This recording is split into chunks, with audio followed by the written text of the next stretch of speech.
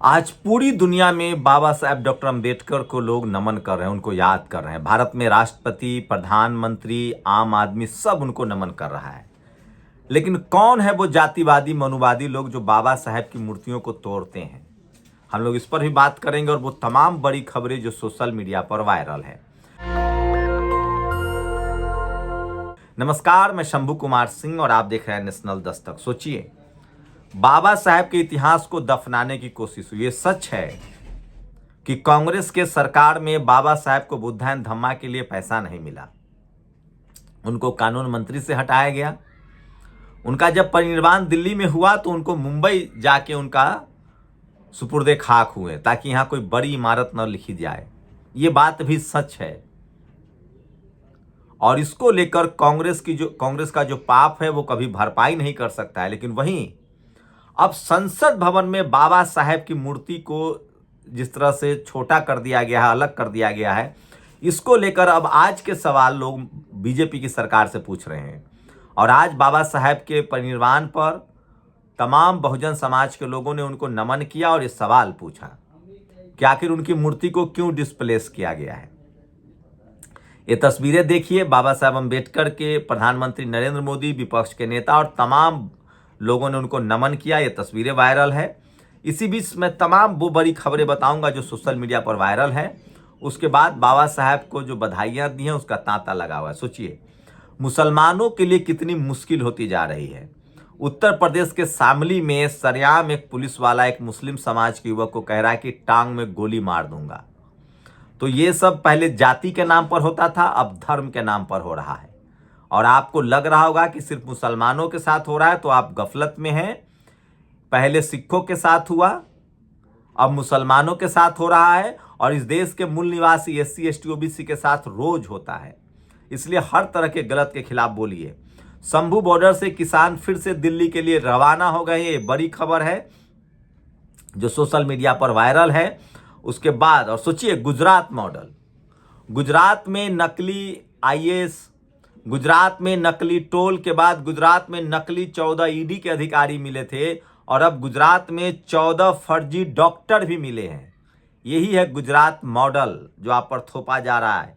और संसद में आज राहुल गांधी, प्रियंका गांधी ने फिर से अडानी के खिलाफ मोर्चा खोला हुआ है। तो सबसे बड़ी खबर है।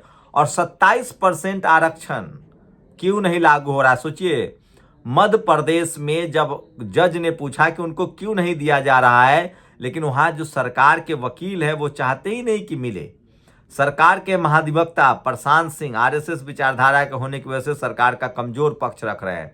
मोहन यादव जी को इस पर लागू करना चाहिए 27% रिजर्वेशन।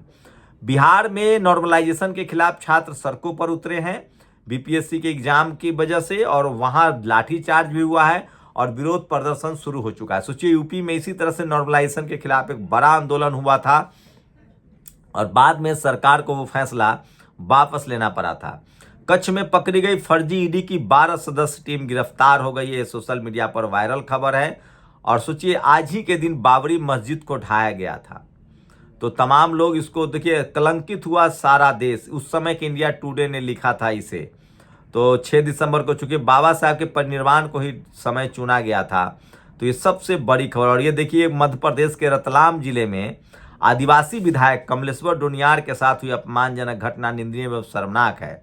रात 9 बजे इस घटना में ड्यूटी पर तैनात डॉक्टर द्वारा विधायक को गाली गलौज का सामना करना पड़ा, जिससे न केवल विधायक बल्कि आदिवासी समाज की गरिमा आहत हुई है। तो सोचिए, आप विधायक भी बन जाए लेकिन जाति आपका पीछा नहीं छोड़ती है। ये सोशल मीडिया पर सबसे बड़ी खबर है जो आज वायरल है। BSP सुप्रीमो मायावती जी ने बाबा साहब को नमन किया है। तो आज सबसे ज्यादा जो खबर है मैं सारी बताऊंगा, लेकिन कुछ बड़ी खबरें जो आपको बता दूं और उसके बाद ये तमाम लोग हैं वो सोशल मीडिया पर बाबा साहब को नमन कर रहे हैं। और चंद्रशेखर आजाद ने बड़ा ट्वीट किया। दरअसल यूपी में बिजली विभाग का निजीकरण हो रहा है। अब निजीकरण का विरोध करने किया तो होंगे बर्खास्त, ये खबर है। अरविंद केजरीवाल ने भी आरोप लगाया था कि दिल्ली का बिजली भी बेचा जा रहा था, लेकिन हमने रोक दिया, इसलिए बीजेपी हमारे पीछे पड़ी हुई है। तो प्राइवेटाइजेशन का लगातार विरोध किया जा रहा है।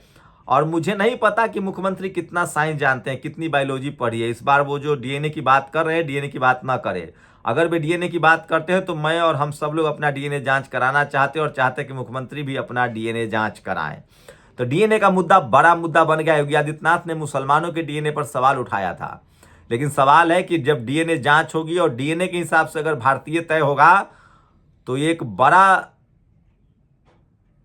पावरफुल लोग हैं जिनकी संख्या तो मुट्ठी भर है, लेकिन सबसे ज्यादा प्रधानमंत्री, सबसे ज्यादा मुख्यमंत्री, सबसे ज्यादा जज हैं, वही कटघरे में आ जाएंगे। तो सोचिए किस तरह से योगी आदित्यनाथ के डीएनए पर अखिलेश यादव हमलावर हैं। और इसी तरह से आरएसएस को नीतीश कुमार ने एक बार हराया था। जब आरएसएस और नरेंद्र मोदी ने नीतीश कुमार के डीएनए पर सवाल उठाया था तो बिहार के 5 करोड़ लोगों ने नाखून और बाल भेजा था दिल्ली की डीएनए जांच हो। तो सोचिए यहाँ के जो मूल निवासी है उनके लिए बड़ा मुद्दा है। इस पर मैंने अलग से भी वीडियो बनाया है। डीएनए का मुद्दा बड़ा होता जा रहा है। और बाबा साहेब भीमराव अंबेडकर को लेकर आज तो डीएनए का मुद्दा। और सबसे बड़ी खबरें, मेरठ लिफ्ट गिरने से अस्पताल में महिला की मौत हो गई है। और ये है मनोज यादव। डीएनए पर आए दिन बीजेपी आरएसएस के लोग चर्चा करते हैं। जो सवाल आज सोचिए, मनोज यादव ने सारी परत खोल दी कि कौन अल्पास पर्वत पार करके आया है, कौन यूरेशिया से आया है, वही बाहरी है। मुगलों से पहले भी लोग बाहरी आए थे, तो उनका भी डीएनए की जांच हो। और ये सबसे बड़ी खबर है। और मनोज यादव ने अखिलेश यादव की बात को आगे बढ़ाया है। सूरत में 14 नकली ड्राइवर मिले हैं। और अब मैं वो कुछ पोस्ट पढ़ दूं जो सोशल मीडिया पर आज सबसे ज्यादा वायरल है, जो बाबा साहेब को लोग याद कर रहे हैं। लेकिन सोचिए 27% रिजर्वेशन मध्य प्रदेश में नहीं दिया जा रहा। सरकार 27% आरक्षण का अपना कानून क्यों नहीं लागू करती? कोर्ट ने यह साफ साफ कहा है। और ओबीसी का cut off economic weaker section से ऊपर जा रहा है। OBC 146, EBS 142। सोचिए जो लोग मेरिट की दुहाई दे रहे थे वो अब बोल नहीं रहे हैं। तो आज की सबसे बड़ी खबर है। और जातिगत आरक्षण पर बोलना किसी समुदाय के खिलाफ नहीं माना जा सकता है। ऐसे मामले में SC ST के तहत केस भी नहीं हो सकता है, बॉम्बे हाई कोर्ट ने। तो सोचिए ये इस तरह के फैसले आए हैं।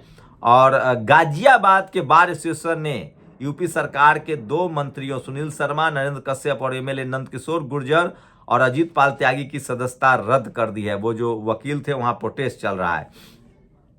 तो ये तमाम बड़ी खबरें हैं जो सोशल मीडिया पर वायरल है। प्रतीक पटेल ने उनको नमन किया है, चंद्रशेखर आजाद ने नमन किया है, तेजस्वी यादव ने एक शानदार पोस्ट लिखा है जो मैं चाहता हूं कि आपको पढ़ कर सुनाऊंगा। सूरज मंडल ने याद किया कि किस तरह से बाबा साहब ने धम्म दीक्षा ली थी और उस फोटो शेयर किया है। प्रधानमंत्री ने जो है वो फोटो शेयर किया है बाबा साहब का चैत्य भूमि का और आज संसद भवन का। हेमंत सोरेन ने नमन किया है। नीतीश कुमार ने बाबा साहब को नमन किया है। ये महामहिम राष्ट्रपति जी की तस्वीर है, उन्होंने बाबा साहब को नमन किया है। और जो सबसे और तस्वीरें जो हैं, और शिक्षित बनो, संगठित रहो, संघर्ष करो, अनिल यादव लिखते हैं। निधि रतन ने लिखा है महिलाओं के मुक्तिदाता, भारत के ज्ञान के प्रतीक बाबा साहब अम्बेडकर के परिनिर्वाण पर सत सत नमन। तो सोचिए आप SC ST OBC अल्पसंख्यक शोषित वंचित महिलाएं हों, बाबा साहब का आपके जीवन में महत्वपूर्ण योगदान है। मल्लिकार्जुन खड़गे ने बाबा साहब को नमन किया, याद किया है। मायावती जी ने तो बाकायदा प्रेस रिलीज जारी किया है। आकाश आनंद जो है वो नोएडा पहुंचे हैं, वो भी बड़ी खबर है। और सोशल मीडिया पर ये तमाम बड़ी खबरें हैं। जीतनराम मांझी केंद्रीय मंत्री ने नमन किया है, राहुल गांधी ने नमन किया है। और मैं हिंदू धर्म में पैदा जरूर हुआ लेकिन हिंदू रहते मरूंगा नहीं, बाबा साहेब अम्बेडकर को कोट किया है ट्राइबल आर्मी ने। तो ये बड़ी खबर है जो सोशल मीडिया पर वायरल है। और इंजीनियर रामजी गौतम ने उनको नमन किया है, सूरज कुमार बौद्ध ने नमन किया है, प्रियंका भारती ने नमन किया है। वो तमाम चेहरे हैं जो सोशल मीडिया पर सबसे ज़्यादा देखे पढ़े जाते हैं। तो आज पूरा बहुजन समाज बाबा साहब को नमन कर रहा है। और बाबा साहब ने यहाँ के मूल निवासियों को, यहाँ के मूल धम्म को जिस तरह से जीवित किया। वही दिलीप मंडल अपने काम पर लगे। उन्होंने लिखा है कि क्या और कांग्रेस सोच रही थी कि एक चुनाव हराकर मंत्रिमंडल से बाहर करके बुद्ध और उनका धम्म किताब के लिए आर्थिक सहयोग न देकर, उनको भारत रत्न न देकर, उनकी जयंती की छुट्टी न देकर और संसद में उनकी फोटो न लगाकर सूर्य को छिपा देंगे। जय भीम, नमन साहब, नमन बाबा साहब, आज वे सर्वत्र हैं। महापरिनिर्वाण दिवस पर नमन बंदन। ये बात सच है, लेकिन आज लोग बीजेपी से भी सवाल पूछ रहे हैं कि उनकी मूर्ति क्यों छोटी कर दी गई है। और ये सच है कि कांग्रेस के राज में बाबा साहब को दिल्ली में राजघाट पर जगह नहीं दी गई और इस वजह से उन्हें अंजुल भमरौलिया ने भी उनको नमन किया है। तो आज सोचिए बाबा साहेब के बगैर किसी भी पॉलिटिकल पार्टी की बात नहीं होगी। लेकिन तेजस्वी यादव ने एक लंबा पोस्ट लिखा है, मायावती जी ने बड़ी प्रेस रिलीज जारी की है। असंख्य उपेक्षितों वंचितों के मुक्तिदाता, सामाजिक न्याय के अगुआ, समानता के सबसे बड़े पैरोकार, अपने अतुलनीय जीवन संघर्ष, ज्ञान और चेतना से करोड़ों शोषितों उत्पीड़ितों की सामाजिक आर्थिक समानता और उत्थान के प्रत्येक महान समाज सुधारक, कानूनविद, संविधान के शिल्पकार। तो बहुजन समाज के जो युवा नेता हैं वो उनको भी अब समझ में आने लगा है कि बाबा साहब के बगैर काम नहीं चलेगा। और ये ज़्यादा अच्छी बात है, क्योंकि राजेंद्र प्रसाद सिंह कहते हैं कि हमारे नेताओं को आइडियोलॉजी बाद में समझ में आती है। देश के करोड़ों गरीबों, दलितों, आदिवासियों और पिछड़ों के मसीहा बाबा साहब, बीएसपी सुप्रीमो मायावती जी ने भी उनको नमन किया, स्वामी प्रसाद मौर्य ने नमन किया है। तो ये आज की बड़ी खबरें थी जो सोशल मीडिया पर वायरल है। नरेंद्र मोदी और राष्ट्रपति ने भी नमन किया है। तो फिर सोचिए कि बाबा साहब की मूर्ति तोड़ने वाले को सोचना चाहिए कि उन्हीं के संविधान से देश चलता है, जहां राष्ट्रपति और प्रधानमंत्री भी झुकते हैं। जो बाबा साहब की मूर्ति तोड़ते हैं वही जातिवादी और मनुवादी हैं। शुक्रिया। नेशनल दस्तक की आपसे गुजारिश है कि अगर इसको बचाना चाहते हैं तो नेशनल दस्तक को सब्सक्राइब करने के लिए रेड कलर के सब्सक्राइब बटन को दबाएं, फिर बेल आइकन की घंटी दबाएं। नेशनल दस्तक को बचाने के लिए बहुत जरूरी है कि हर खबर को शेयर करें, लाइक करें, कमेंट जरूर करें।